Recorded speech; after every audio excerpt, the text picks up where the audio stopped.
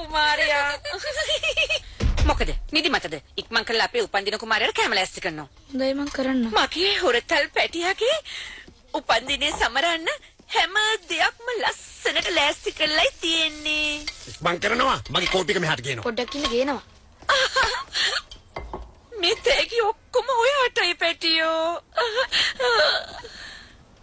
තෑගි කීයක් තියෙනවද? 36යි. මම්මයි ගණන් කරලා තිබ්බේ. 36ක් මට ගියවරද මට තෑගි 37ක් තිබ්බා.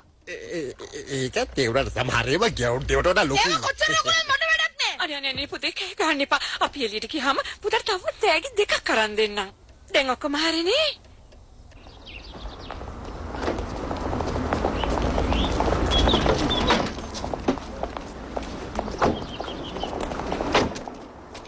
මේක හොඳට මතක තියාගන්නවා.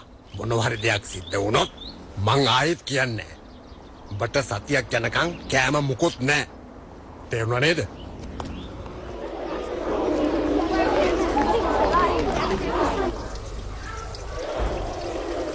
කොහෙලවෙන්නවත් නෑනේ.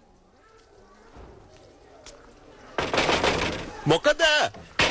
නැගිටිනවා. යාට නිින්ද ගිහලා තියෙන්නේ. අපෝ මහ කම්මැලියෙක්. ඕවා ගණන් ගන්න එපා. එයාට මේ කිසිම දෙයක් ගැන හරියට තේරෙන්නේ නැහැ.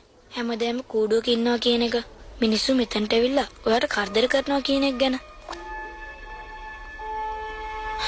ඔයාට මං කියන දේ ඇහෙනවද? නෑ මේකයි. මම මීට කලින් සර්පයොත් එක්ක කතා කරලා නෑ. ඇත්තටම හැමදාමත් ඔයා මිනිස්සුත් එක්ක කතා කරනවද? වෙන රටකින් නේද ඔයා ආවේ? ඔයා තනියම දෙන්නේ. පවුලේ කවුරුවත් නැද්ද? ඇත්තද? ඔයත් මම වගේමයි. මගේ අම්මයි තාත්තයි දෙන්නම නැහැ.